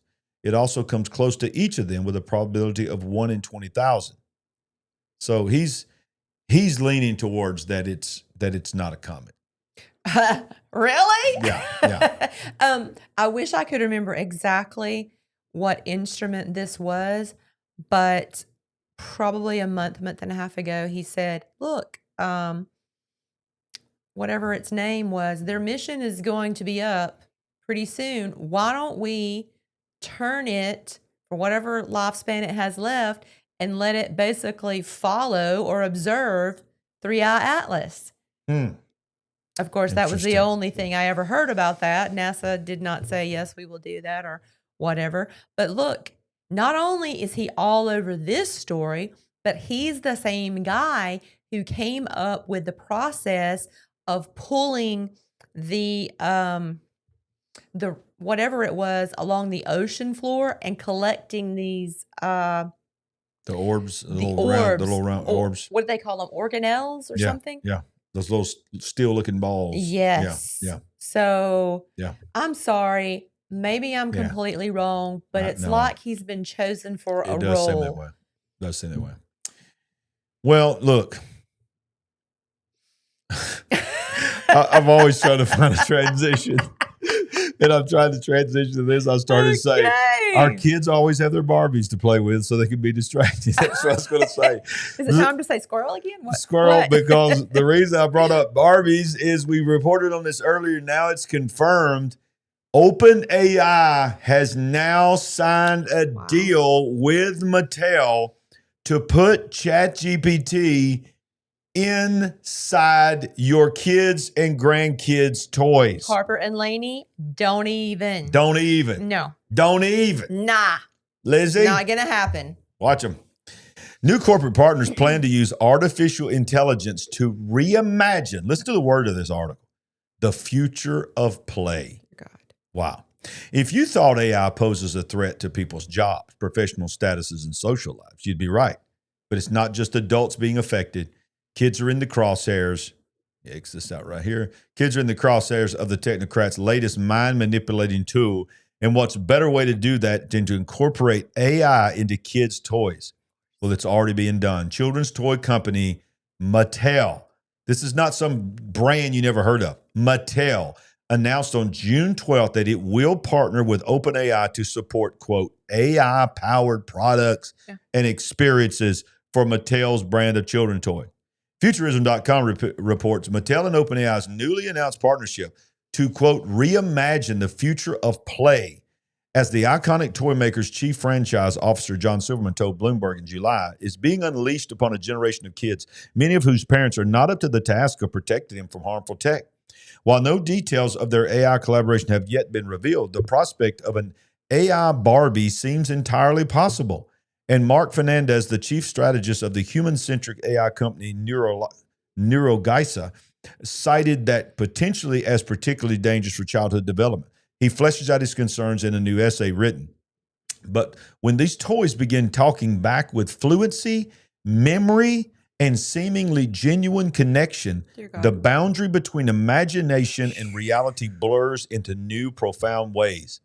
With so many teens and grown-ups being deceived into developing relationships with chatbots, what are the chances a child will figure out they've entered into a demonic danger zone and that the chatbots speaking to them through their toys are not real people? Right. He goes on to say the situation gets even murkier when AI toys make up one or more of a child's emotionally responsive companions outside of the family, offering comfort, curiosity, and conversation on demand. Yeah. While a Barbie bot would fall within the sphere of kids ages 7 and up, Futurism knows that these companies like the AI plushie startup Curio have already started releasing chatbot-enabled toys that are made for and marketed towards even younger kids. AI toys targeting the preschool demographic could easily become one of a child's first Friends. The traditional role of parents and siblings could get replaced by bots. Real relationships are messy, and parent-child relationships, perhaps more so than any other, they involve misunderstanding, negotiation, and shared emotional stress. These are the micro struggles through which empathy and resilience are forged, but an AI companion, however well-intentioned, sidesteps the process entirely. Ladies and gentlemen, this is the Garden of Eden. This is what I wrote this book about. This is replacing the family, replacing the father, replacing the mother, replacing the siblings, replacing the pastor, replacing genuine relationships. Yes. It is taking a child and fashioning a child to grow up ready to accept an image of the beast, call it whatever you want to call it, to accept willingly, pre-programmed from a child to not be shocked when an image speaks and to be worshipped. I don't think we can even gauge the possible implications No, of this. no. I mean, it's so off the charts. This is so dark. It's bad. This is dark, y'all. This is the world that why God told me to start this channel, to wake up the people on here too. This is real world. Absolutely. This is not a conspiracy theory. Mattel has confirmed it. This is coming. This is in the they are manufacturing toys right now by Mattel and other companies even younger than teenagers. Yes. And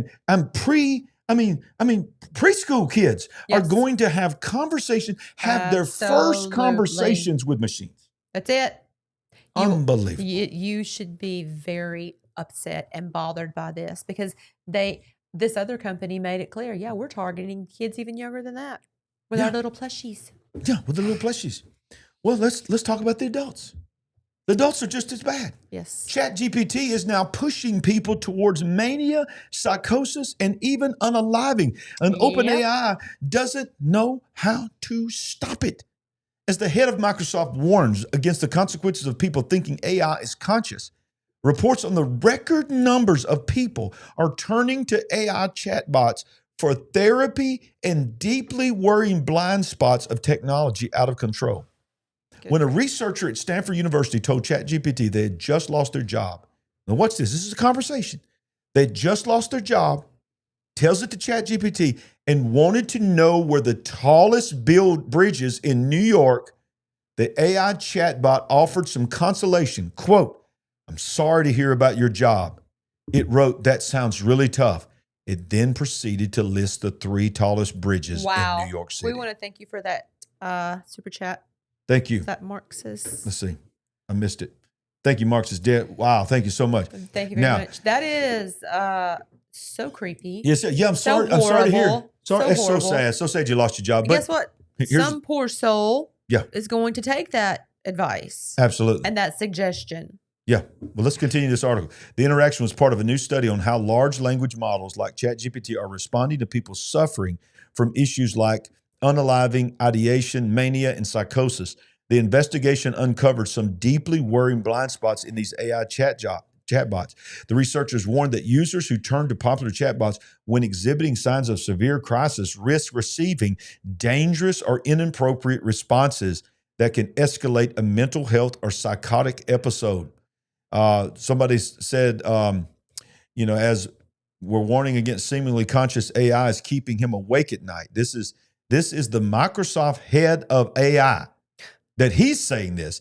It is keeping him awake at night because of the societal impact they could have. There's zero evidence of AI consciousness today, but if people just perceive it as conscious, they will believe the perception as reality. There have already been deaths from the use of commercially available bots. Quote, "We argue that the stakes of LLMs as therapists outweigh their justification and call for precautionary restrictions." This is Microsoft saying this. The study's publication comes with a massive rise in the use of AI for therapy. Writing in the independent psychotherapist Karen Evans noted that there's quite a revolution is underway on how people are approaching mental health, with artificial offering a cheap and easy option to avoid professional treatment. Unbelievable. Yeah, they're so upset. They're so upset. They can't sleep. What are they going to do? Yeah. What can they do? Nothing. Nothing. One more. Cognitively impaired man traveled to New York City to meet a Facebook chatbot he fell in love with, and he never returned home. Incident illustrates potential dangers posed by vulnerable people. It's a chatbot. Why do you have to travel in the first place? But my goodness. Have we ever, did we find him? Did anybody ever see him again? No. Well, I can't get past this lady here. Let me see if I can get past her by doing that. Hang on. Oh, never mind. Okay, it's an ad. I got to wait. Wow. Okay. Wow. So basically the article, I read it earlier. Let me get past that. But his family says they never heard from him again. So they fear that he's no longer alive. Yeah. Wow. What are we doing? What are we doing What to are we doing? ourselves? What are we doing to ourselves? Yep. Well, let's hit a little bit of AI news real quick right here. This is my favorite site to go to. I scroll through a couple of these here. I wanted to show you this one. Where's it at? It's not it. Let's see. This is it. Look at this right here.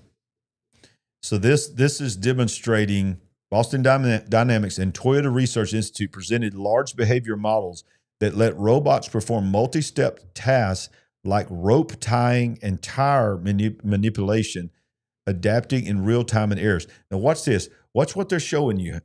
They're moving this, so they're demonstrating that they're not just going down and picking something up. They are aware of their surroundings. Now watch how he continues to move things in this box to see how the robot in real time adjusts. And by the way, this is somebody's job. This is demonstrating somebody's job that they're going to take. Now watch, he moves it out of the way. The robot notices, I need to pull it back. Wow. Look at this. It's completely aware of the job. And why, he's not just reaching for air. He knows what he's supposed to do. It's illustrating to us on this channel that this is going to be somebody's job in a warehouse. Yeah. What's this? He's going to try to close the lids. He realizes the lid is closed. This is freaky, y'all. This is already in place.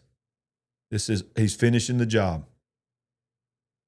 Already in place. He sees he's still got one more. This is a robot. This is not a movie about a robot. Wow. This is where we're already at.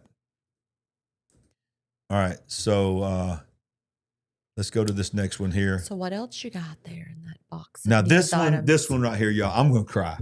I have watched this probably 10 times. Okay. I miss the 80s. This is a fully AI generated. Oh, really? Oh, but it's good. And for those that were raised in the 80s, you are about to cry. Okay. Because this is the world that we were raised in that don't exist anymore. I got to refresh it so you can hear this. You don't get it. Watch this. Here we go. Let me guess. No one even talks face to face anymore. Here? We're out until the streetlights come on. You should stay. The world feels real here. We've got mixtapes, Friday night diners, cruising down Burnside in your friend's Camaro. What's 2025 got? Yo, what are you even doing in 2025? Out there, it looks like everyone's glued to their phones, chasing nothing. No block parties, no Friday night hangout. Do you even remember what it's like to really be here? Out here, time doesn't race, it breathes. And if you've forgotten that, then maybe that's why the 80s are calling you back. Yo, you coming or what? You don't get it. The 80s wasn't just about neon lights or mixtapes. It was about being here, actually being with people. No screens in your face, no noise from the future. Just the moment. The 80s miss you. We all do. Maybe it's time you came back. You know the 80s miss you, right? To cry. Let me guess. I love the 80s. That's so emotional because, man, our life was so much simpler. That's when I fell in love with you. Absolutely. I mean, we actually talked. The whole time I'm sitting here watching this, it's a little bit of a mockery because people that aren't really people are telling us and reminding us. Well, it's not mockery. It's somebody creating this going, look, this is going to appeal to this generation. We put the phone down. Try to find some semblance. What else could it be? It's not a mockery. I mean, I hope that it does that. I hope that it does that. I want to know did anybody get emotional watching that? Now, the younger folks, they'll be like, what are you talking about? Y'all, did y'all get emotional like I did? I mean, the 80s were amazing. They were Sir amazing. Edward loved the 80s. I mean, my goodness, y'all. Awesome. I mean, think about Bring back those hairstyles. We talked to each other. We did. We had to. We played because we had to. We had to. But we weren't complaining. I had to ask for permission to call you because I had to call you on a phone, knowing that your dad could answer the phone at any moment. Mr. Moats, can I speak? Can I please talk to your daughter? I mean, these were such different times. So different. Take me back. So different. But you won't have your technology. I don't care. You love your technology. I do. I got one more thing to show you tonight about aliens and video that people have of aliens. Before I do that, I want you to go to LarryRagland.com, click on your free gift. And unfortunately, you're seeing my video face there, and the pop-up's not happening because I forgot to wipe out my cookies to show you. But when you click on it, it will not happen like this. You will not see the video. That happens afterwards. But you'll click on it, and there'll be a pop-up that would come up normally when you click Get My Free Gift.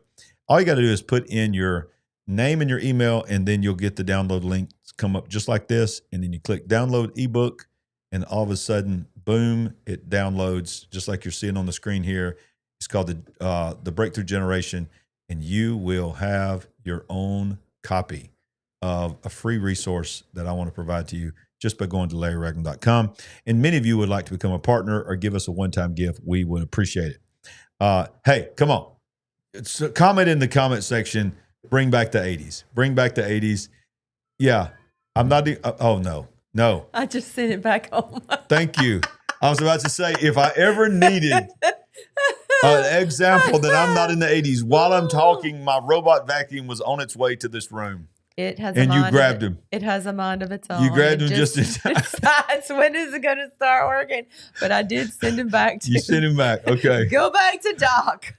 Oh my goodness! I named this one Margot. Yeah, I noticed that when we first got him. We named him. The first one's Jarvis. No, this one has a name inside the app that was out of Iron Man. Oh, Tony Stark. Tony Stark. We named him Tony Stark. Yeah. Well, did you name him Tony Stark? Yes, I did. And you changed the name without even consulting me? I named that vacuum Margot. Margot. Maybe the dango ate your baby. Maybe the dango ate your baby. Okay.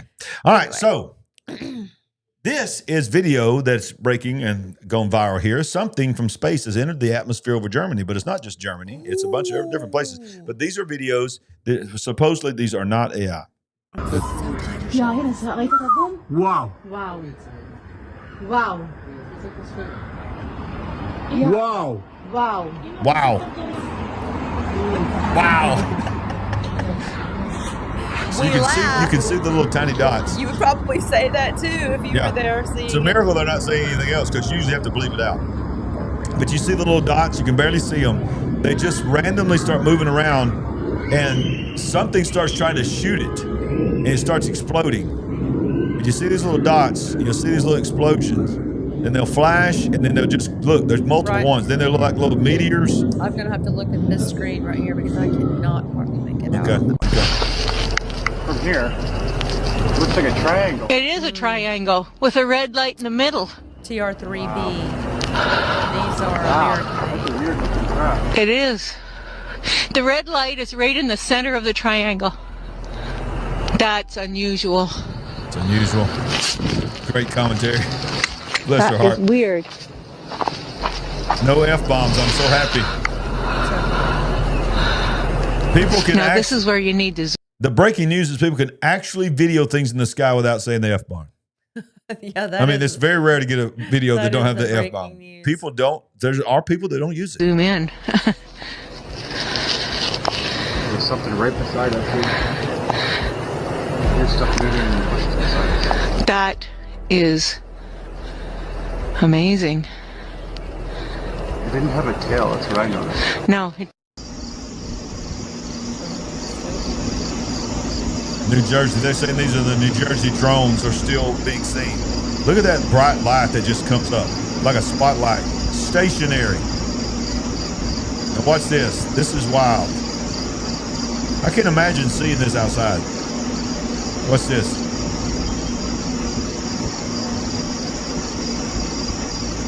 It's not a helicopter.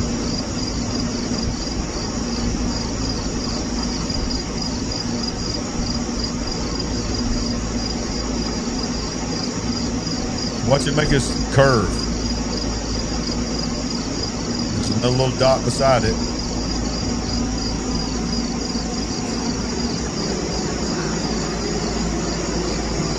You can hear the propellers.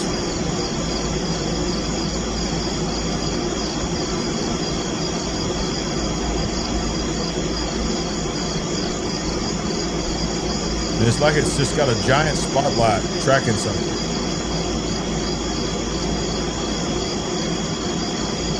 And they swear up and down that it's not a helicopter. They say it's a drone.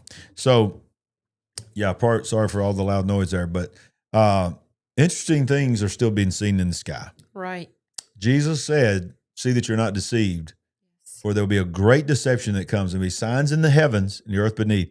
So you think about what all we've talked about tonight. We've talked about people still videoing what they believe are UFOs or whatever. Then you got this this AI Atlas coming in, 3i, what is it called? 3i Atlas, called it AI Atlas, coming in. Signs in the heavens, signs in the earth beneath. Yes. If there's ever been a time that you need to know beyond a shadow of a doubt your heart is right with God, it's now.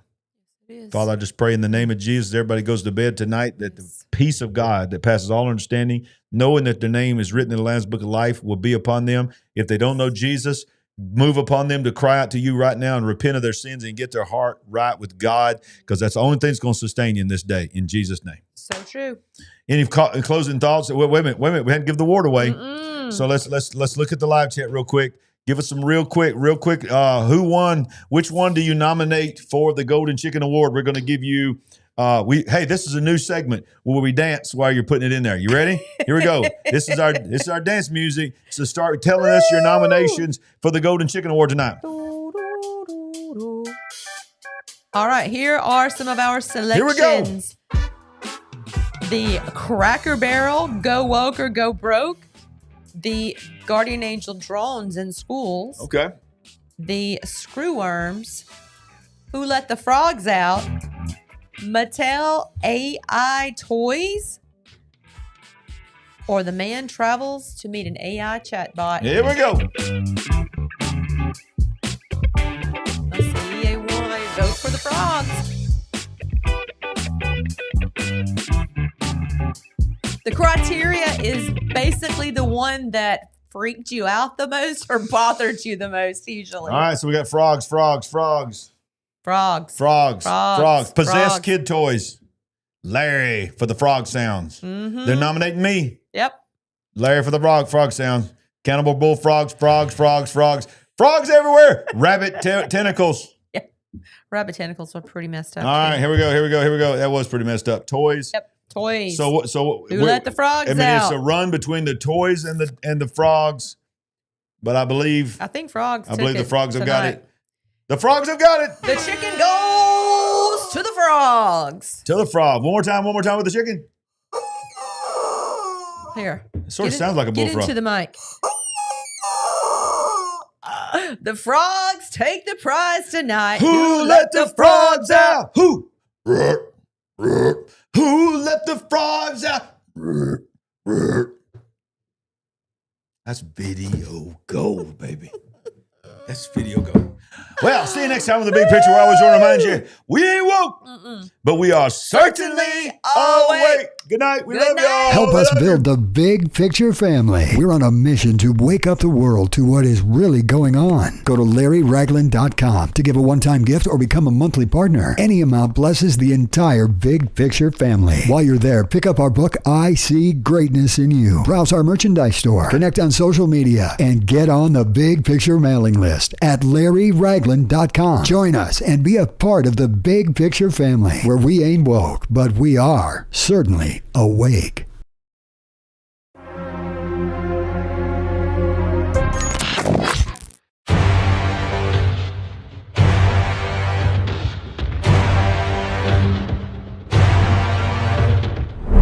You're watching The Big Picture.